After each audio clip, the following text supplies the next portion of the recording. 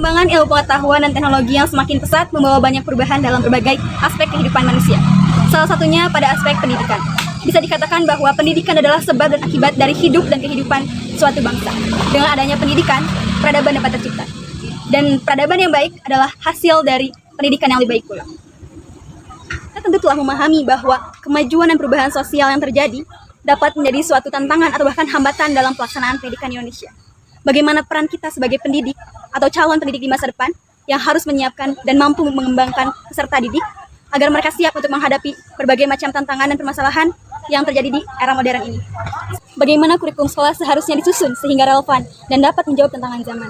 Kebijakan dan inovasi apa yang dibutuhkan sehingga pendidikan di Indonesia dapat menjadi lebih baik dan berkualitas tentunya.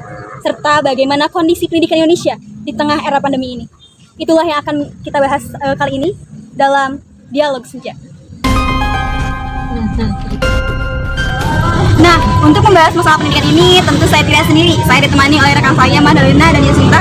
Halo, bagaimana kabarnya? Alhamdulillah baik. Nah, rekan-rekan, seperti yang kita ketahui bahwa pendidikan saat ini sedang mengalami fase perpindahan dari pembelajaran tatap muka secara langsung menjadi tatap maya. Bagaimana pendapat Madalena mengenai pendidikan saat ini? Terima kasih. Menurut saya pendidikan saat ini belum bisa dikatakan baik. Kenapa demikian? Karena dalam pelaksanaannya pendidikan saat ini belum sesuai dengan hakikat dan substansi pendidikan. Terutama saat ini pembelajaran tatap muka beralih menjadi pembelajaran daring, di mana hal-hal tersebut membutuhkan inovasi kebijakan dalam pemanfaatan media digital dan pemanfaatan internet. Tapi dapat kita lihat dan ketahui bahwa tidak semua anak dan tidak semua masyarakat itu memiliki perangkat belajar seperti smartphone gitu yang terhubung dengan jaringan internet gitu. Sedangkan tuntutan zaman mengharuskan kita semua, mengharuskan masyarakat untuk bisa untuk cakap dalam literasi digital. Itu sih menurut saya. Oh, kalau begitu kita sudah mendengar pendapat dari rekan saya Madalena. Selanjutnya ya, bagaimana pendapat Anda mengenai pandangan pendidikan saat ini? Nah, saya setuju dengan pandangan Magdalena. Dan menurut pandangan saya, pada pendidikan Indonesia saat ini, bahwa pembelajaran yang dilaksanakan di sekolah itu masih sebatas transfer of knowledge gitu. Jadi belum bisa siswa mengamalkan ilmu yang diajarkan di sekolah. Padahal kita semua udah tahu kan, kalau adanya kurikulum 2013 diharapkan dapat siswa itu mengamalkan ilmu yang dia diajarkan di sekolah untuk untuk memecahkan permasalahan kehidupan sehari-hari gitu. Nah, itu pandangan saya pada pendidikan Indonesia pada saat ini gitu. Baik, kalau begitu kita sudah terhubung dengan Wulandari dari Garut. Wulandari, halo, apakah suara saya sudah terdengar? Siap terdengar, Teh Frida. Baik, kalau begitu melihat realitas pendidikan saat ini, apakah ada permasalahan atau kendala yang dirasakan oleh Wulan dan rekan-rekan di masyarakat Cisurupan, Garut? Ya, kalau untuk kendala atau permasalahan yang sejauh ini saya rasakan sebagai seorang mahasiswa yang juga turut melaksanakan pembelajaran daring, mungkin di daerah sini yang paling menjadi kendala itu adalah sinyal ya Teh.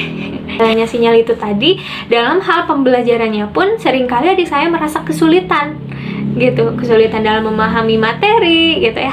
Karena mungkin yang pertama, adik saya belum bisa mengoperasikan gadget ya, masih membutuhkan arahan bimbingan dari orang tua. Itulah yang menjadi keluhan sebagian besar orang tua di sini ya, karena tidak semua orang tua di sini bisa mengoperasikan gadget secara maksimal. Lalu tidak semua orang tua di sini menguasai materi yang diajarkan terhadap anaknya. Karena sistem pembelajaran di sini tuh kebanyakan itu hanya sekedar pemberian materi saja dan dilanjutkan dengan pemberian tugas. Metode yang digunakan itu kurang variatif, kurang inovatif, kurang menarik minat dia dalam belajar gitu. Jadi di sini adalah yang mempunyai peran yang sangat besar itu adalah orang tua. Bagaimana orang tua bisa pintar-pintar dalam memilih metode, strategi pembelajaran yang bisa menarik minat siswa guna mempelajarkan, memahamkan materi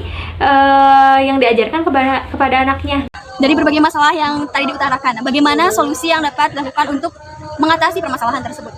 Mungkin pada Mahalena? Ya, terima kasih. Kalau menurut saya pribadi, hal yang dapat kita lakukan adalah dengan meningkatkan kualitas pendidik. Benar gak? Benar. Karena untuk meningkatkan kualitas siswa menjadi siswa yang unggul itu, maka harus dimulai dari pendidik yang berkualitas. Betul. Nah, pemerintah dan para ahli juga telah mengeluarkan berbagai inovasi dan kebijakan yang diharapkan dapat mengatasi permasalahan. Gitu. Terutama kita sebagai mahasiswa, sebagai umumnya masyarakat gitu ya, harus dapat memahami, menelaah gitu, dan tentunya mendukung program-program tersebut gitu, supaya apa? Ya, Peningkatan mutu ya. iya, menjadi peningkatan mutu gitu. Betul. Nah, sekarang bagaimana solusi dari Yasinta mengenai permasalahan ini? Solusi kalau menurut saya gitu ya, dengan adanya pelatihan gitu untuk para guru dalam pembuatan email dan video pembelajaran interaktif. Karena yang saya tahu gitu, guru sekarang masih belum cakap dalam penggunaan teknologi, jadi kurang adaptif gitu. Jadi diharuskan adanya pelatihan, karena mungkin guru kaget gitu dengan adanya perubahan antara asalnya itu tatap muka menjadi tatap maya. Jadi itu menurut saya itu harus sebagai solusinya adanya pelatihan. Sementara untuk saudara Wulandari ini dari Garut, bagaimana solusi yang Anda hadirkan dalam permasalahan ini? Kalau untuk solusi ya mungkin kalau dari saya sarannya adalah keseharusan kesatuan antara orang tua, pemerintah, dan juga guru. Orang tua dalam hal membimbing anaknya, membantu anaknya yang merasa kesulitan, meluangkan waktu kepada anaknya untuk mengontrol semua kegiatan anaknya. Lalu guru memilih metode strategi pembelajaran yang bisa menarik minat siswanya gitu, menggunakan metode yang kreatif, inovatif gitu ya, yang intinya tidak monoton, membuat anak tidak mudah merasa jenuh gitu. Mungkin itu saja Teh. Dan dari apa yang telah tadi kita bahas, ada nggak sih harapan dari Magdalena, Yasinta, dan Wulan untuk pendidikan Indonesia saat ini? Untuk saya sendiri, saya berharap pendidikan Indonesia bisa benar-benar menjadi alat untuk mensejahterakan, bukan untuk membelenggu, dan berkeadilan, karena setiap warga negara Indonesia itu berhak untuk memperoleh pendidikan yang layak gitu sih. Selanjutnya bagaimana Yasinta harapan Anda terhadap pendidikan saat ini dan yang akan datang? Jadi harapan saya seperti tadi solusi, bahwa guru harusnya ada pelatihan gitu, agar guru tuh lebih cakap dan lebih bisa mampu gitu untuk menghadapi masa yang akan datang, biar tidak kaget gitu kayak sekarang menghadapi pandemi COVID-19, karena guru itu sebagai ujung tombak pelaksanaan pendidikan Indonesia.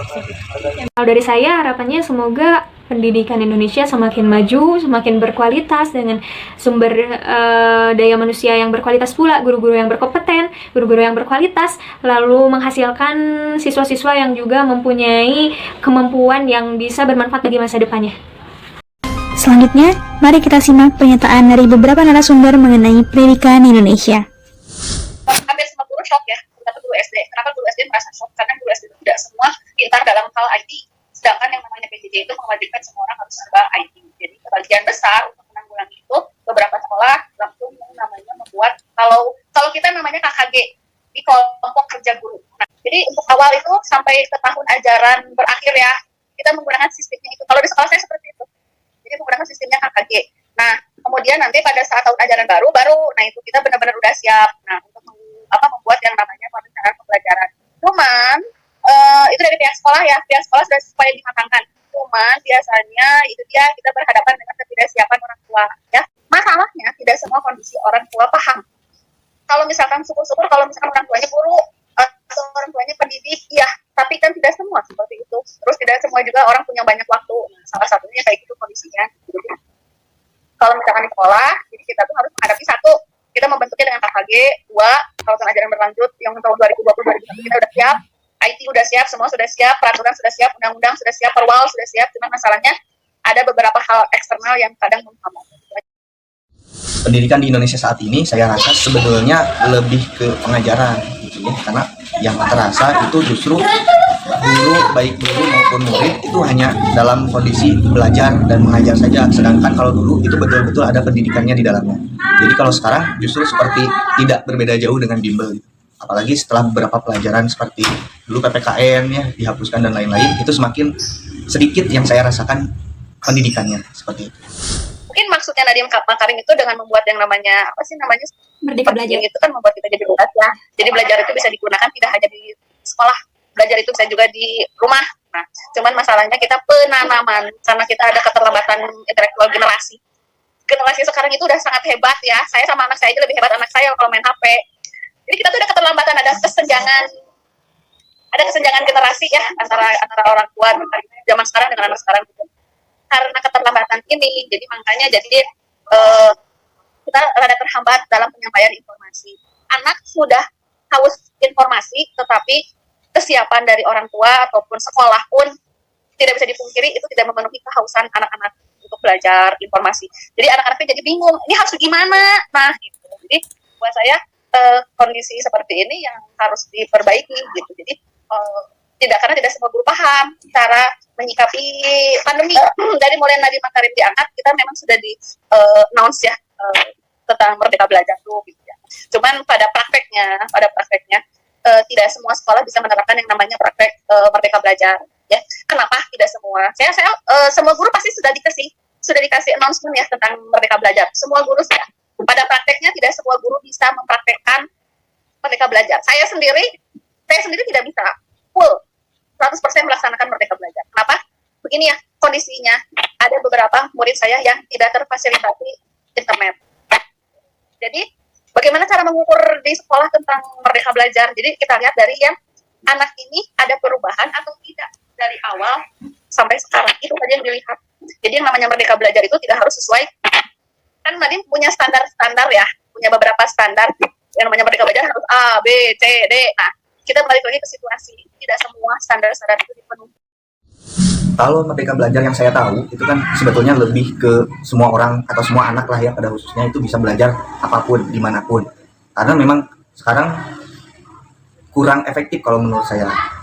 Dalam cakupan Indonesia belum bisa gitu semuanya belajar dimanapun ataupun kapanpun.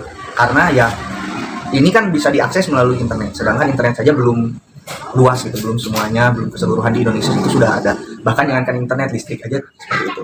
Nah, kalau dari saya pribadi, saya lebih mengedepankan mungkin ya sarannya itu ketika Merdeka Belajar ini diterapkan, bukan masalah bisa diakses di mana saja atau bisa mengakses apa saja, tapi lebih ke mereka itu tidak dibebankan untuk bisa dalam hal banyak gitu ya, untuk bisa dalam segala hal.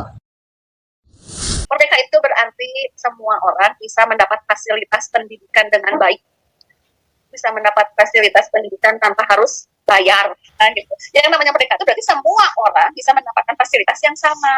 Nah, disebut adil, oke. Kita bisa bilang itu adil kalau misalkan disesuaikan dengan potensi wilayah yang ada. Oke, kemerdekaan belajar dalam pendidikan itu saya lebih ke tidak dibebankan untuk segala bisa.